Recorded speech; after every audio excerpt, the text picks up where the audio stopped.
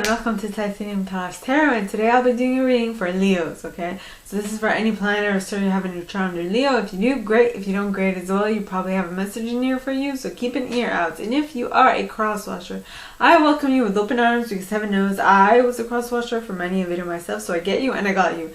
Now, as I'm doing the reading, I will mention what deck I use. Yes, I don't know if I did that earlier, but I'm going to do it now. So, with that being said, my gorgeous Leos, gorgeous and fellow Leos, I'm a Leo rising. Yes, I am. Let's get into the cards. Now, first deck I'm going to use is the Froud's Fairy Tarot deck. Okay, so please, angels and guides, anyone for the highest good who has a message for my Leos, please come forward and share what they should expect for the coming week. And the card that fell in the reverse is the Seven of Spring in the reverse. Okay. Well, that would make sense.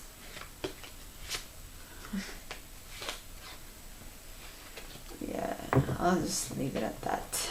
So, please, angels and guides, anyone who has good who has a message for my Leos, please come forward and share what they should expect for the coming week.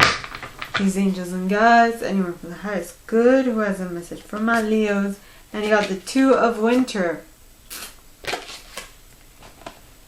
Something similar to Aries.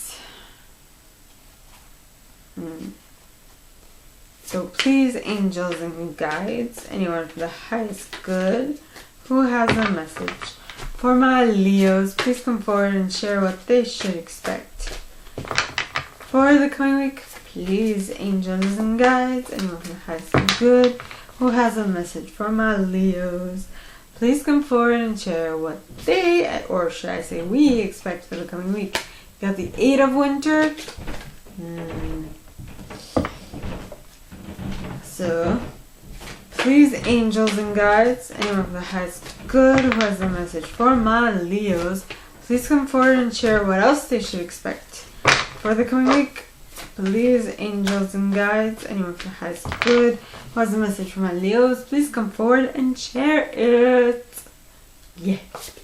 You got the Nine of Spring. Nine of Spring. Yeah. So, you're opening and you're closing the reading with spring. Aha! Okay, so now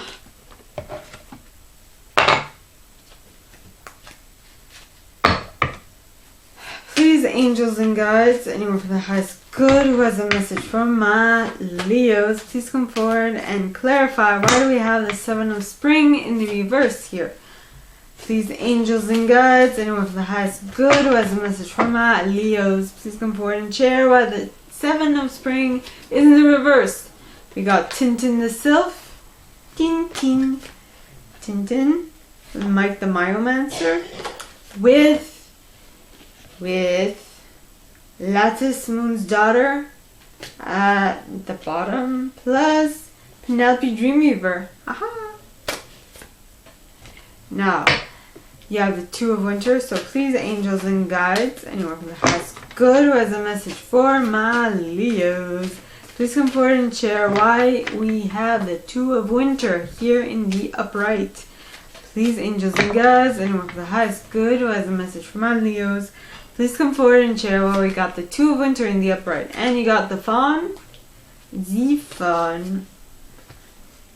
with Tom the Poet, as well as Nellis the Alchemist and the Master Maker, followed by the Laum, followed by the Singer of Intuition, followed by the Maiden, followed by Topsy Turvets, followed by the Rar card, followed by the fairy who was kissed by the pixies, and then the Lamb. And then you got the Guardian at the gate. Yes. And that is it for that. Now, you got the Eat of Winter. So please, angels and guides, and the highest good who has a message for my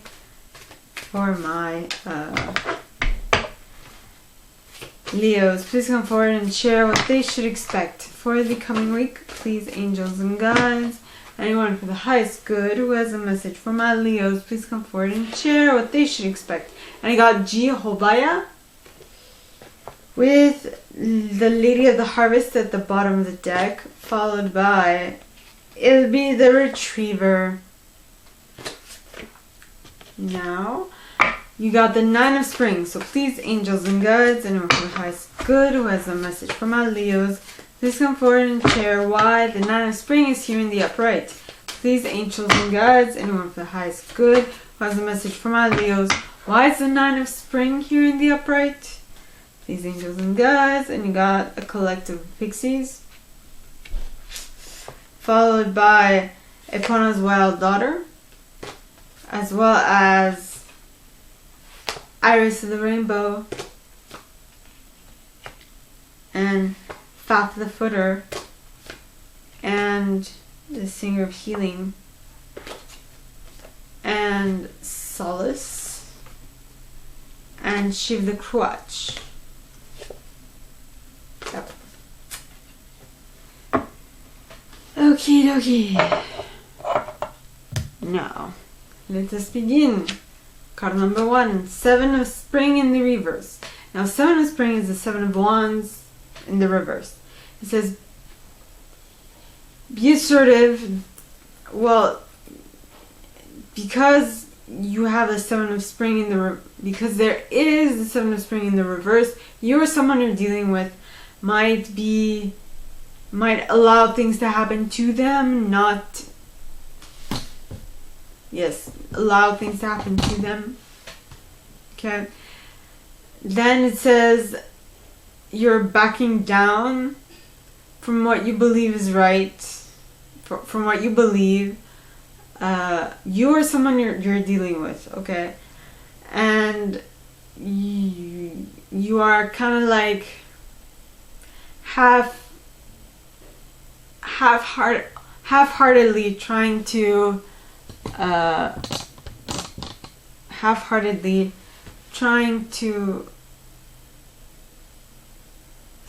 you're half-heartedly standing up for yourself. Now, the cards clarifying that are Tintin the Sylph, which talks of acute intellect, quickness, mental synthesis, and discernment. I feel like the reason why you aren't really going all out on whatever it is that you believe in, what it is you want in this case, is because you don't fully believe you can get it 100%. That's because you've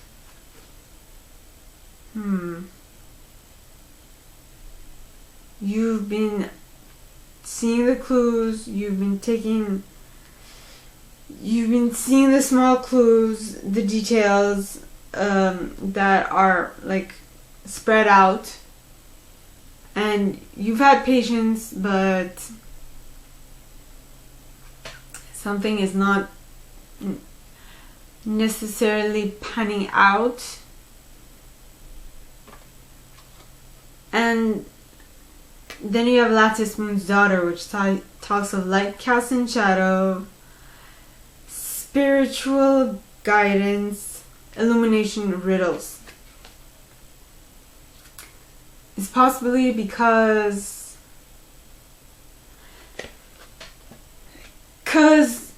I mean, your intuition or your consciousness is showing you things, showing you what you want to see.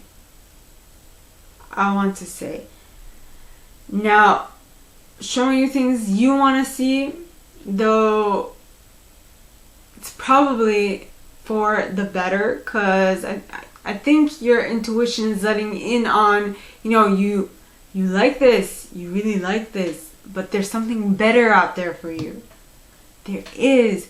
Just go looking for it just a little more and you'll find it. But you have to put in the work. So I feel like, now I know this is my case because I'm also a Leo. I'm a Leo rising, so I have a bit of Leo in me. And for me, I know that there's something that I need to go through before I can get to what I really want. But that's the case, I feel, for everybody. Well, not everybody, but for those of whom who feel in alignment with this reading, you have to go through a certain barrier to arrive at where you want to get to. For example, in a video game, you can't go to the boss of that level until you go through certain steps. And I feel this thing that you are second guessing yourself about is the level that is going to happen right before you meet the boss. Or, if you like, this is the boss that will allow you to go to the next level. See what I mean? And that's the illumination that is kind of hidden. It's said in riddles, like it'll come to you like a riddle. You're like, well, what am I supposed to do with this, right? Well, you just have to make a little sense of it. And what did I say? Because the next card you got is Penelope Dreamweaver. It talks of inspiration and magical dreams, visions. This next step that will lead you to what you ultimately want, alright, will make you so much more happier. It will give you, I feel like it's going to, how should I say this? It won't really turn out the best, but it will help you define what it is you actually want in a partner. So it's a step that needs to be experienced. Next you have the Two of Winter. Now the Two of Winter, okay, talks of indecision is holding you back. Make the choice that's best for you rather than trying to please others. Feeling trapped between the intellect and the emotional. So we have a choice to make, right? Something that we ultimately want for it to be in our favor. And this is where you have the Fawn, which means the Fawn talks of understanding the nature of nature and natural wisdom, natural magic. Now, whatever this is, you are kind of looking at it. You're not really doing anything about it, but you're looking at it. And it is so inviting and it is so like, I mean, you are mesmerized by whatever this is and you are totally enamored. Though I feel like for you to achieve this, there needs to be complete and total transformation. Irrevocable change. Like, this is not some small thing, like going through this way instead of going through that way to work. Nah, this is complete change. In some cases. That's why we have the Master Maker. Now the Master Maker talks of skill, craftsmanship, magician, moral strength, and invention. At this level, you get to pick how you would like to proceed and if you're going to go for whatever this is. And basically, if you want to reinvent yourself, you will be called to reinvent yourself. Or you will have the necessary, you will have the stuff in order to do it. Next, you have the Laum. Now, the Laum talks of unconditional giving and receiving. So, I feel like whatever this project is that you're thinking, you're between two minds about, will definitely, will definitely be of unconditional giving and receiving, for which you will have a complete actually, if you guys can wait a moment, my battery is gonna die on me, so one moment please.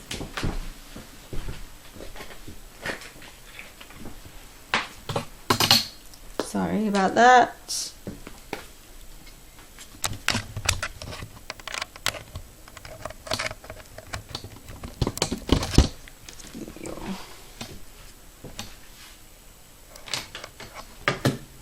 Dang.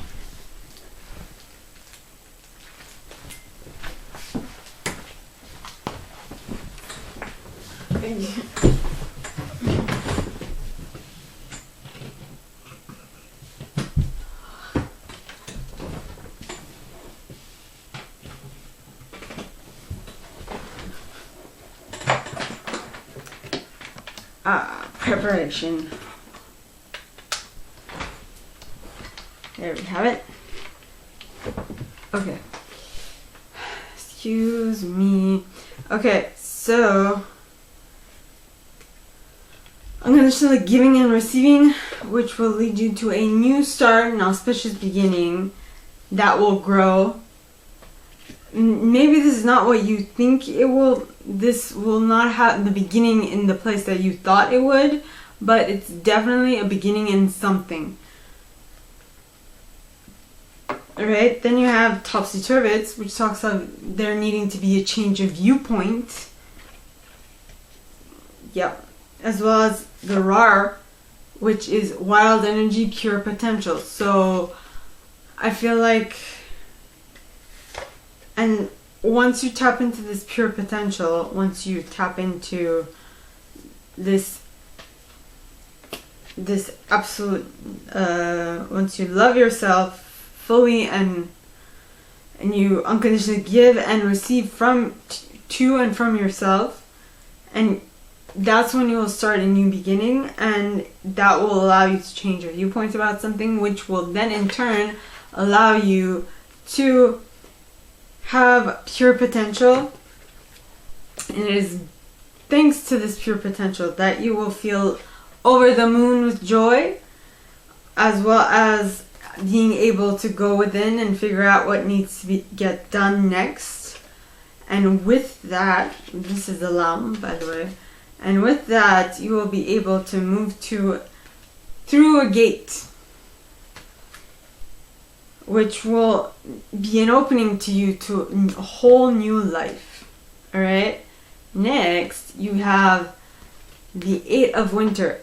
Now, the 8 of Winter talks of you have what it takes. If only you believe in yourself. Thinking that you're powerless when you're not. A lack of self-confidence that keeps you from getting what you want. So this might be you or someone you're dealing with. Whoever this is, well, they're standing in the way of their own happiness. By the way, you also have the intuition card here at the end. What's the card before it? It's a guardian at the gate. So when you pass through this gate, you will definitely be able to tap into your intuition. Okay, more closely. Now, the next card is the 8 of Winter. And the 8 of Winter says, well, you can do whatever you want if only if you believe in yourself. And the reason why you're having a little difficulty believing in yourself is probably because you are concentrating on unreal hazards and imaginary fears as well. And once you get back to believing in yourself, you will be able to tap into the Lady of the Harvest energy. Now, the Lady of the Harvest, okay, talks of completion, grief, loss, release. Okay? And harvest as well. So when you believe in yourself, things will come to a close and you will be able to move forward with your life. That's when you have Ilby the Retriever, who is the person who is in charge of the Office of Unclaimed Properties, Hopes, Wishes, Loyalties. That thing in the back of your head that you kept closed off for such a long time, because you didn't believe in yourself. Now it's reopening and you are gaining hope in yourself. Now the last card is the Nine of Spring. Now the Nine of Spring talks of protect the fruits of your labor. Prepare for possible challenges that lie ahead. Environmental conservation. Now I feel like this being after the Eight of Winter, it's very, very crucial that that you pay close attention to this, because I mean, when you make a change, any change, that'd be small, big, medium, whatever, okay, you will have people in your surroundings that will be like, why'd you change? Why are you changing? We are not used to this. We don't like it. We would like you to go back to what you were. But if you are doing this in order for you to be able to achieve something that is not what the people that you surround yourself with are used to, well, it will definitely demand, you will definitely need, okay, to protect the fruits of your labor, because you worked for this, you worked hard for this. I'm sure you did. It's not easy to change your mind. It's not easy to go from not believing in yourself to believing in yourself, and then be like having people say, no, I don't like it, let's bring you down a peg. Well, that is my personal opinion. It's your choice to do what you will with it. Okay, now, like I said, when you make a change in your reality, people around you might not really be happy about the change because you got the collective of pixies. Then you have, so basically your group might not be cool with what you're doing, maybe. Then you have Epona's Wild Daughter, which talks of inner shadow, nightmare, depression, madness, growth. So you feel like, I don't know, you're doing all this work within yourself and it's very demanding, which it is. Bringing change into your reality is demanding. But what will be at the end of the tunnel, if you do stick to this, is growth. Is becoming a better person. It's being able to say, hey, I did that. I'm proud of myself. And there's nothing anybody can do when you are proud of yourself, because come hell or high water, you will kick whatever it is ass, whatever it is ass, because you know you're better than that. For example, I was in a car accident, right? Almost 13 years ago. And now whenever I come up to a difficult situation, I'm like, hey, is this more difficult than me being hit by a car and having to learn everything all over again? I go, learning everything all over again demanded a lot of effort. This is not as hard, so I can go through it. Yay! No, it's like a talisman. It's like something that you know will stick with you forever and ever and ever. See, I was talking about hopes, wishes, loyalties. You absolutely need, something will come up in your mind and be like, I'm stronger than this. Why am I quivering? Nah, I'm better. And something that will allow you to tap into the iris of the rainbow energy faster is if you stay grounded, centered, earthed with Fafi. We call him Fafi, but his name is Faf the Footer. Then you have the Singer of Healing, which this inner change will be completely healing for you, to your mind, body, and spirit. Okay? It's gonna be amazing. So, for now, just trust the process. Things will unravel themselves as they should, and it will allow you to go to better and higher heights. Okay? Next, you have the Solace card. Now, the Solace card talks of spiritual empowerment, knowledge, consciousness, synthesis. So, as you've gathered all the information and you've compare them and you're like, okay, so this works, this doesn't work. So I know what to do next. And that's when you have She of the Crotch. Now, She of the Crotch talks of the receptive principle, fertility, nurturing. Basically, you're fertile with your mind. So that means you take all of these bits of information and you compare them and you're like, okay, I like this, I don't like this. You're basically sifting and sorting through what you like and what you don't like, which is something Abraham Hicks talks about. So, my gorgeous and fellow Leos, that is all that I have for you guys this week. If you like this and if you'd like me to go deeper into your specific situation, please contact me at the email in the box below, and it'll be my pleasure to assist. In that same box, you'll find a little description of this video and my price. Now, like this video, give it a thumbs up, subscribe to the channel if you haven't already, and click on that notification bell to be notified when I post new stuff, as well as leaving me a comment, because I adore comments. I read them all. I might not answer all of them, but I absolutely read them all. And with that being said, my gorgeous and fellow Leos, I wish you guys all a very good week, and I will see you next time, okay? Bye!